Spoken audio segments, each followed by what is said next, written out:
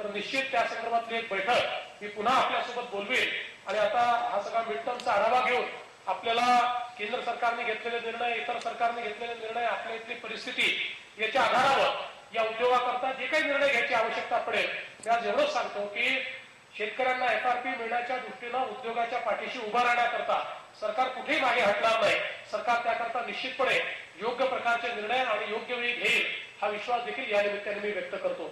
आज खरं तर अतिशय चांगलं सादरीकरण या ठिकाणी शर्करा कंदाच्या संदर्भात आपल्याला करण्यात आलेलं आहे. कारण आता ही खरी वेळ आहे की आपल्याला जेवढं जास्तीत जास्त डायव्हर्सिफिकेशन करता येईल ते देखील करण्याची आवश्यकता आहे.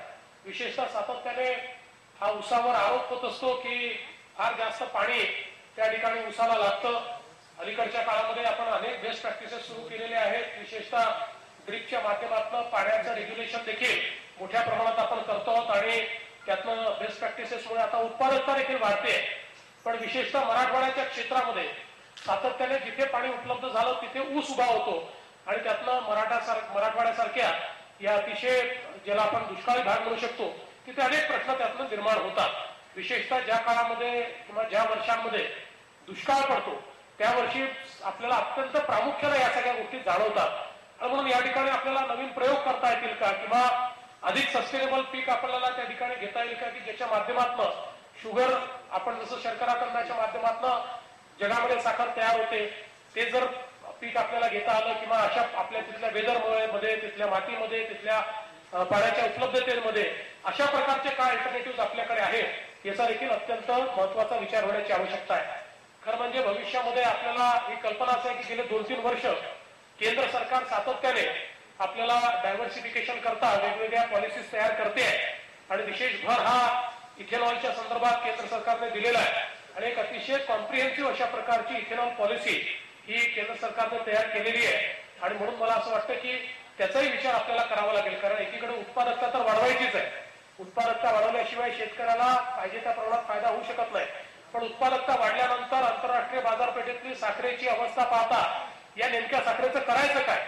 दरवर्षीचा ओपनिंग स्टॉक इतका मोठा आणि त्यातनं पुन्हा त्याच्यात भर पडणं असा हा जो काही एक आपल्याकडे चक्र तयार झालाय या चक्रातनं मुक्ती जर आपल्याला पाहिजे असेल तर साखरेच्या व्यतिरिक्त आपल्याला ज्या ज्या गोष्टी करता येतील त्या गोष्टींकडे आपल्याला अधिक भर द्यावा लागेल.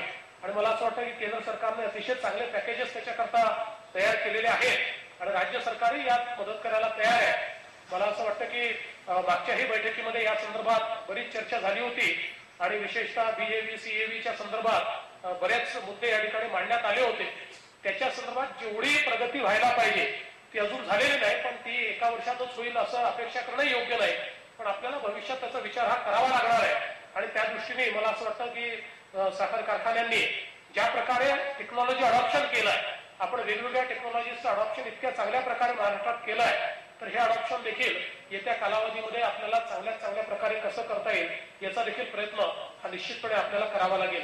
आज खरं तर आपण जर बघितलं तर एकूण संपूर्ण या सगळ्या परिस्थितीमध्ये एकीकडे सरकार आणि साखर कारखानदार आणि शेतकरी हे तिघही आम्ही प्रयत्न असा करतोय की एकत्रितपणे या सगळ्या प्रश्नाला सामोरं जावं आणि शेतकऱ्यांचं हित लक्षात ठेवून आपण जी काही मदत करता येईल ती मदत त्या ठिकाणी करावी.